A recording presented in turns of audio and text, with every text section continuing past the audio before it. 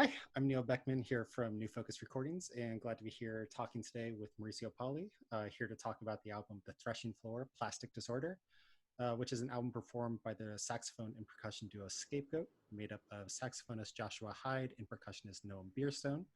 The album is made up of two pieces, The Threshing Floor by Mauricio Pauly here with us today, and Plastic Disorder by Santiago Diaz-Fisher. Thanks for being here with us, Mauricio. My pleasure. Thanks for initiating me. Of course, yeah. Yeah, so to get started, could you talk a little bit about your collaboration with Scapegoat and how that came about? Yes, sure. That actually is, it's been a few years. I believe it started, I met Josh initially, possibly in 2012 in Germany, and he approached me about, I think he heard a performance of I have a violin and electronics piece that he heard in that occasion. And he asked me if I could do one for saxophone. I think it was, Josh has a very funny, kind of blunt way of addressing things. And he said, can you make me one like that or something? And so we started to talk about the possibility of doing that with saxophone. I think initially making a version of that piece for saxophone, which we dropped very quickly, and eventually became writing him a new solo. Somewhere in the conversation, he started this duo with Noam, who I did not know at the time. And I can't remember the circumstances, but I do remember that I was quick after checking what Noam was like as a percussionist. I was interested in working with him as a duo. And then with some support from the RNCM in Manchester, where I was teaching at the time, and still continue teaching in some fashion. That's a more complicated story. We were able to bring them. They were both living in Paris at the time. We were able to bring them to Manchester to spend some time just doing research and working and seeing what we could do. This must have been 2013. So in 2014, 2015, I was living in Boston, and for a concert that I was going to be doing there, like a concert of several pieces that I was going to be writing, I brought Noam and Josh, and also brought Eloisa Amaral, pianist at the time living in Norway, and Karin Helfest to play violin, for whom I had written that violin piece initially. And I finished the Threshing Floor for that occasion, for that concert. So spent a couple of weeks further working with them. And then after premiering the piece in that concert, we took it on tour, and I don't know, we must have played it around 30, 35 times in the year and a half that followed, which is more than I'm used to and more than I think is common in our field, which led to an ownership of the piece and a fun that we started having with it, which was unprecedented. Sure, yeah, because unfortunately, the usual paradigm is, you do the premiere and maybe a couple after that, and maybe some other group picks it up after that. But to have, 30, 40 performances within the first, I think, year and a half, you said, that is pretty remarkable. It is, yeah, and it changes a lot of things about how you see your work and how you see how the collaboration is felt. Right. Yeah, absolutely. Yeah, and it seems like based on what Scapegoat is interested in, with a lot of multimedia collaboration, and even the idea of technically they are a saxophone and percussion duo. But for a group like them, what does it even mean that they're a saxophone and percussion duo when they're incorporating all of these electronics and amplification and everything, which all seems like things that you're very interested in. So it seems like they would be ideal collaborators for the types of things you're interested in too. Oh, absolutely. Absolutely. I think I'm in general very used to working very closely with people, and I'm usually a little bit, let's say, cautious about getting myself in situations where I'm going to be working without the possibility of intimacy or true developing of trust and of a shared speed. And they were amazing about that, and truly became a model for me about what can be done. Yeah, absolutely. Yeah, so you wrote that piece back in 2014. So how did that turn into creating this album with them, and then also with Santiago's piece? So my understanding, and I think I'm remembering this right. I've been close friends with Santiago since perhaps around the same time, 2011, perhaps. Um, and I was visiting Santiago sometime 2015, 2016. Santiago was living in Geneva at the time, and he had written a piece for Scapegoat that he, at least in his mind, he imagined it as the piece that would share the concert with the threshing floor. Oh, wow. Santiago has a very different style from mine, but we've always felt very close to each other in the ways in which we work and in our readings of each other's work. Like there's a comfort level there that is uncommon for me. And so he told me that, and I didn't know that he had intended it that way. And we started talking. We were sitting in some food court somewhere in Geneva, and he and I started talking about the possibility of releasing them together. And I told him about this idea that I had to work with Renee Gladman, who's an American novelist and poet. And we started discussing the possibility of how about we talk with Renee about making a book that is a book, but it's also these two pieces, but it's also a book. Not really what it was that we could do, nor what the complexities of mixing, publishing styles, or even not styles, but practices could mean. But it was born out of that. Let's make it like a trio album where a part of it is not our pieces. So I approached Renee, who had begun some years previous to do a lot of graphic work, beautiful sort of script-like illustrations, and approached her about creating this thing together. Through time, it became what it is now, which is this set of postcards of beautiful artwork by Renee. It did take, as is often the case with these things, from that conversation in Geneva, which was already 2 years after the pieces had both been premiered, then took 3 more years to get to where we are now. Seems to be the nature of the beast. Something I'd like to address moving forward. Addressing that you want like the whole album making process to not be this year's long effort that it is for everyone, or address in what way? Yeah, addressing that way. Like I think I'd like to turn it around a little bit in my own practice. This is a completely other branch of stuff that perhaps I'm the only one concerned about. But yeah, I think that I'd like to move quicker into recording and releasing. Yeah, and have a more agile way of addressing them. Yeah, I certainly don't think anyone really enjoys the multi-year process of putting all these things together in the editing and all of that. So if you figure something out, I think everyone will be very happy about that. I'm sure a lot of people are thinking about this. We can see how some are making those moves. It is definitely a symptom of the way or an issue with our scene, for sure, right? Like we are used to writing pieces, premiering them, and then after some performances, recording them, and then there's the process of publishing, which is long as well. But it'd be interesting to work, like for example, why not work towards a recording, a studio work that then is toured, like you usually do with some popular music styles, for example. Right. Yeah, But especially that's neither here nor there. right, especially when you are able to take a piece like the Threshing floor out for 30 or 40 times, where just most groups aren't set up to go and tour something 30 or 40 times, or even, depending on the group, even have 30-40 concerts in a year, let alone dedicated to the same music.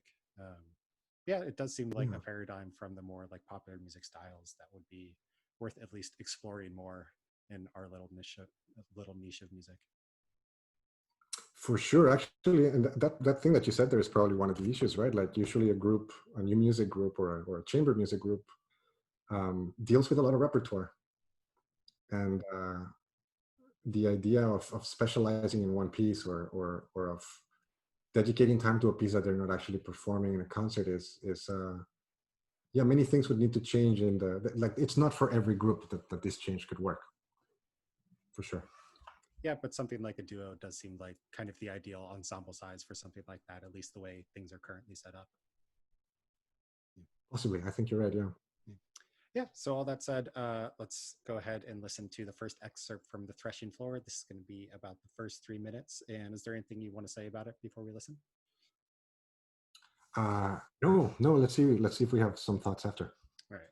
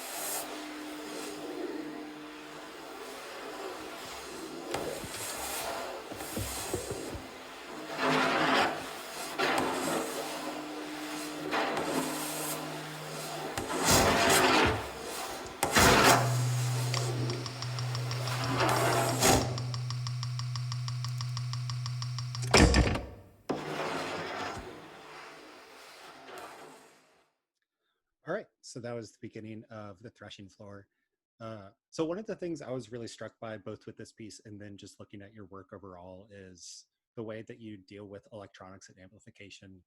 Um, Certainly, you do have pieces where you have live electronics where there is a separate electronics musician dealing with all of that.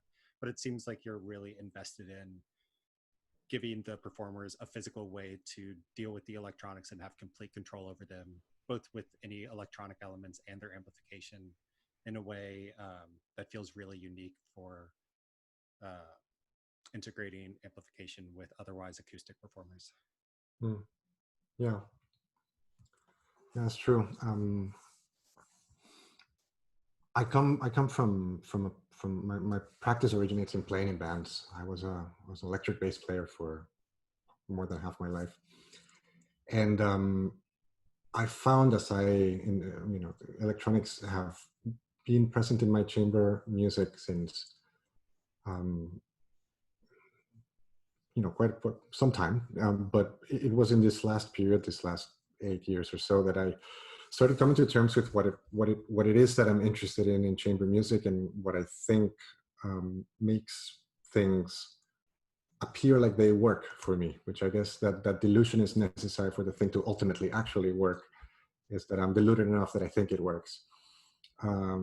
And one of the things is the possibility for the musician to be able to react intuitively to the situation at hand, to the room, to the context, to the audience. Let's say if the audience is giving anything away, but to the way that sound is behaving in space in that particular circumstance of that performance. So not to the piece specifically, but even to each specific moment of it. And whenever you bring electronic elements that exist outside of the ensemble, I found through experience that I would limit some of those intuitions. The musician would feel less in charge or less ownership of the moment, because they needed to either catch up with something that was sequenced or needed to match something that was amplified at a certain level, or even with amplification, say they needed to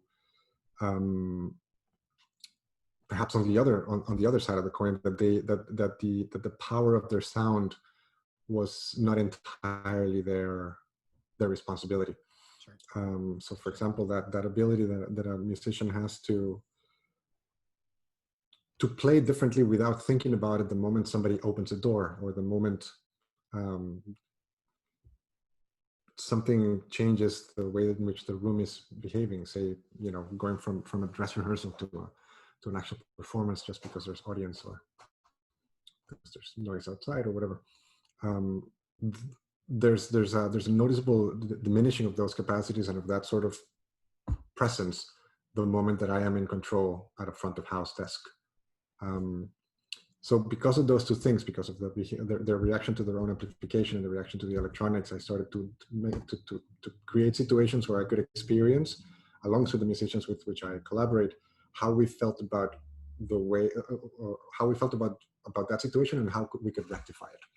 So I started more and more giving control of that amplification to the musicians, and finding and trying out ways in which the electronics could be effectuated by them, even in the cases where they're relatively fixed. Say if there's tracks that at least the volume and the onset of those sounds is controlled in a chamber music way, so that then they can depend on each other and on each other only. Sure. Yeah, I thought in the score of the piece, in the description, you explicitly say, like, in the sound check, the front of house engineer set your levels, and then you can essentially just go on break for the concert.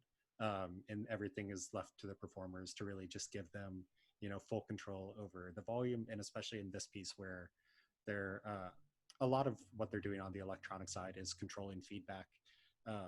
So since a lot of it is controlling feedback, I just had the thought, do you ever have front of house engineers fight you on that, just because of everyone is scared of feedback? Yeah. No, not fight me. I have definitely had some uncomfortable moments that I think perhaps are partly my responsibility. If I come or something in the personality of the sound engineer makes me anxious about, are they going to be open to what we're trying to do, and then I probably project an attitude that creates this sort of feedback loop between us that leads to miscommunication. A couple of times I've had engineers be nervous about what can happen with to the speakers when feedback is out of control. And in that case that I can remember, it was an engineer that was so good at his job that he had solutions ready, and I was able to negotiate that. Most of the feedback is coming from the wedge speakers that are right next to them, and those speakers do not need to be precious, beautiful speakers. They actually need to be more like proper PA, rugged speakers. So let's have all the entirety of the feedback event be at the center, and use the rest of the speakers just to project the stereoing of the friction and the pre-recorded sine tones that work in relationship to the feedback. But no, I think that the other than that, it has not been a problem. Sometimes the problem has been that my expectations for setup time are way beyond what is typical, though it's not so rare, I would say. But yeah, so we've had some conversations about that. Yeah. Yeah, everyone could always use 15 more minutes of sound check time for sure. Totally. Yeah, you're right. Even if it's just one SM57 pointed at your guitar, you want a little bit of extra time to make it better. Yeah, of course. Yeah, and then so for this piece specifically, and even just looking at like specifically the titles of your other works, I just find like the way you title pieces like so evocative and so unique. So like just to give a sampling of some piece titles of yours, obviously there's the Threshing Floor, Sky Destroys Dog, an electric guitar solo, another Celibate Machine, It's Fleece Electrostatic, which is that violin solo you were talking about. So yeah, what are your thoughts when you're titling these pieces?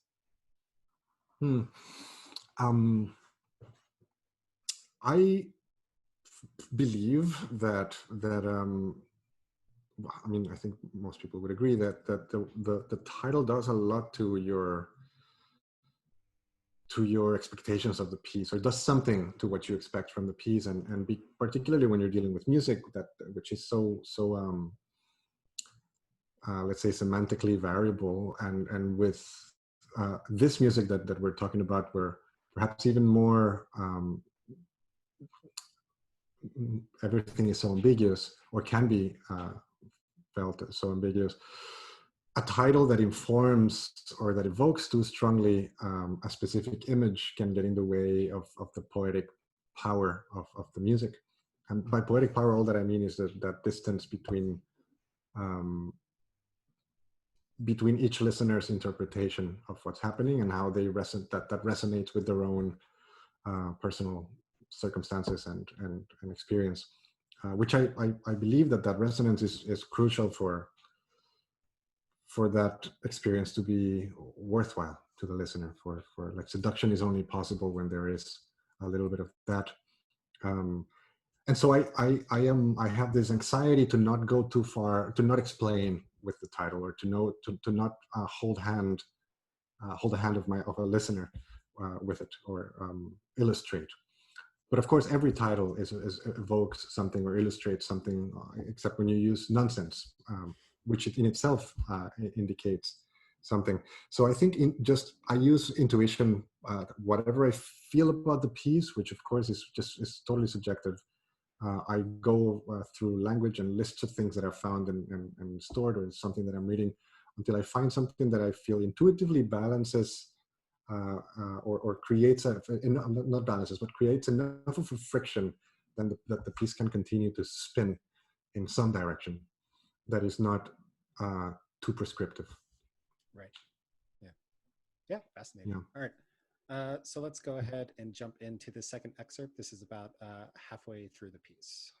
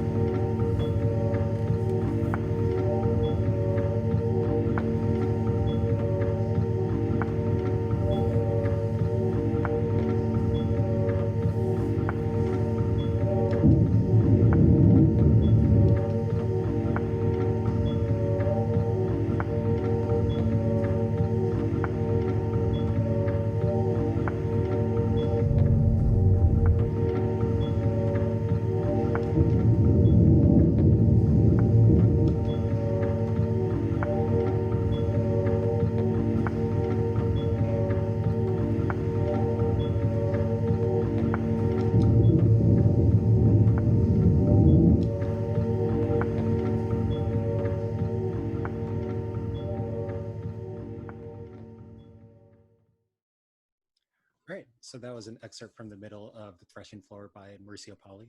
So especially with that excerpt, it's like the thing that sticks out to me most, especially at the beginning, is even though a lot of the sounds they're making are electronic, it just feels so physical to me. Like you can hear the clicks from all of the guitar pedals, and even just the way the piece is recorded just feels very, very physical. And then that slowly starts to fade away until you literally give them about 30 seconds to rest and listen to this kind of machine they've created, which I think is just such a beautiful instruction to a performer in the middle of a 25-minute piece to be like, you have 30 seconds, you've created this beautiful thing, you can just rest for a second, and then you'll have something else to do. Mm-hmm. Yeah, no, and in fact, I think it totals in the end about 6 minutes that for the most part just sitting down, because those first 30 seconds they don't do much, but for the next 5 minutes and a half or whatever it is left before the ending rolls over, all that they're doing is very subtle damage to that stuff that they are observing, each on their end. Yeah, and I like watching them do that, and I like what it does to their experience, but also what I feel and hope it does to the experience of the listener, which is that I myself like getting lost in pieces, and I like finding my way back, or the piece kind of calling me back. Just because through those moments where I dive back into myself, I dive back into myself, I think in some sort of counterpointal dialogue with the music as I've experienced it so far. Like the piece is happening, but it kind of relieves me of the responsibility of attending for a while. And so it can I can digest the piece, and the piece is still happening before more content is thrown at me. And in this case, I wanted the players themselves to be a part of that. Let's sit down and look back at what we've done and prod it gently, just to see how it responds to our prodding. And as you said, yes, it follows the more acutely active moment of the piece is preceding it. Yeah. Right. Yeah, I think especially in a piece of a 25-ish minute duration, giving both the audience and the performers a chance about halfway through to be like, okay, here's the content so far, and you kind of can just rest in this musical bed we've created, because then in the second half of the piece there's not a reprise in any way, but you explore like kind of similar material, like this machine you've built kind of breaks down again and then slowly fades away to the end. So yeah, I think formally that's a really nice way to give everyone time to digest what had just happened. Mm-hmm. Yeah, perhaps it's the idea that not a lot needs to happen for an experience to be an experience.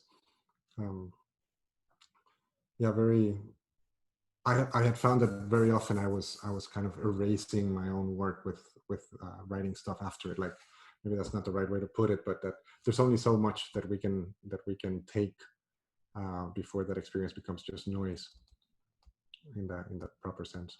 Yeah, absolutely. Yeah. All right. So with that said, let's go ahead and listen to the last 3 minutes or so of the piece.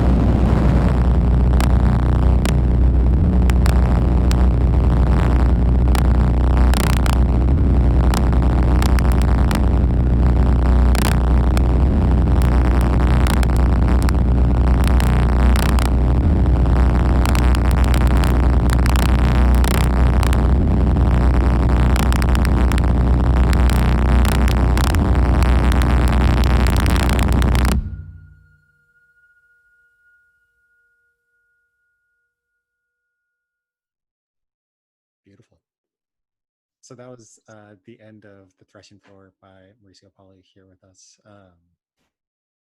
Yeah, it's a gorgeous piece, gorgeous ending. And I'm sure there are some people very surprised when the feedback there at the very end just suddenly cuts out. I wonder, yeah. It lasts different amounts of time depending on the situation. So sometimes it behaves differently, yeah. Sure, yeah. But thank you. I'm glad you like it. Yeah, yeah, and I also thought it was really interesting. I saw that you had, I think the word you used was repackaged this piece along with two of your other pieces into an hour-long work. What was the impetus for that? Oh, you mean for that concert with Scapegoat, or no? It was no. with Sky Destroys Dog and Chart Out of the Shining. Yeah. I almost forgot about that. Yes, I was. This was a very particular circumstance where I had an invitation to be in residence at Villa Romana, which is it's an arts residency in Florence, in Italy. That is historically it's a visual arts residency, but two musicians, Italian musicians, Francesco Dillon and Emanuele Torquati, were handed this opportunity to create a musical space in Villa Romana. And they had been doing that for quite a few years before they came up with the idea of also having, next to the visual arts residency, to have this short composer musical residency. And I came in 2016, I think, to do that. And the idea or the invitation was not necessarily, I don't know if it was not necessarily or simply the timeline did not allow for a new piece to be written for the occasion. They wanted a night, a full night event, or not a full night, a full what do you call it, an evening length work. Sort of, they called it a pocket opera for the building, for the house that is Villa Romana. And so at the time I was working, as I'm still in my last few works, with my oldest collaborator and also oldest friend. He's been my friend since we were in kindergarten, who does a lot of work with AI and with animation and other things. And so we took this opportunity to be in Florence to dig into the work that we had been doing over the previous year or two, and to do this full evening work where we could play with the toys that we had been playing together for the last couple of years or so. And so the pieces that I brought in, because I was going to be working with a percussionist, electric guitar player, and an accordionist, I brought a bunch of the music that I had been doing at the time into the chopping board to see what could be applied and redeployed in ways that would be interesting and useful for that instrumentation. And the Threshing Floor made it in, maybe because it was very fresh in my mind at the time, but also because it was an interesting thing to do with that particular percussionist. It's not a work that I seek for the performances of. It was more like a starting place for the collaboration that I've been involved with Gabriel, my friend that I mentioned, since then. That was a circuitous answer with very little content. No, it was great. I mean, especially, if they want a little pocket opera for their space, and you already have all those people there, and a lifelong friend, that does seem like a good way to go about it. And also, just breaking away from this idea that you can't reuse material, I think is definitely a good thing. Oh, for sure. No, and in that sense, there's a way in which I like looking at what I do as a continuous project, right? Like I'm like the stuff is spread out here in my studio, and I'm just working all the time. And when it's time when there's a concert or a recording session or a deadline, whatever's going on at the time is deployed for the circumstances, for the particular context. It is not exactly that. That's what I wish it was. But this was an opportunity to sort of reflect on the possibility of that being true, which is this is these are my toys, these are my moves and my bits. How else can they exist beyond their originally intended context? Yeah, that's really interesting. Yeah, and even speaking of that, so Renee Gladman, it says in the packaging that she wrote, I don't remember if it was liner notes or program notes or whatever it is, but they certainly don't resemble traditional program notes in any sense. And at least to me, it kind of seemed like, she was given these two pieces, and it almost seems like the assignment could have been called like make abstract program notes after listening to these two pieces. So what was kind of the thought process behind her having write that? Yeah, I wonder, we'd have to ask Renee more specifically, but Renee was there for the premiere of the Threshing Floor in 2015. And she was part of that same residence that I was doing in Boston at the time, and she was there at the concert. And I think a lot of what she's writing, it seems to me, is a reflection on that precise moment and that precise, very old wooden building where the concert was happening.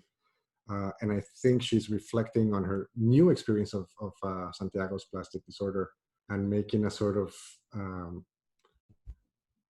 bounce back and forth between those two experiences.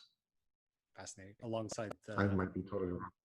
Sure. Yeah, alongside the gorgeous artwork, which we'll have up through the video, I think, when we're listening to the excerpts. Yeah, it's been great talking with you. Oh, nice. Is there anything else you want to mention about the piece, or what you're up to now, or anything?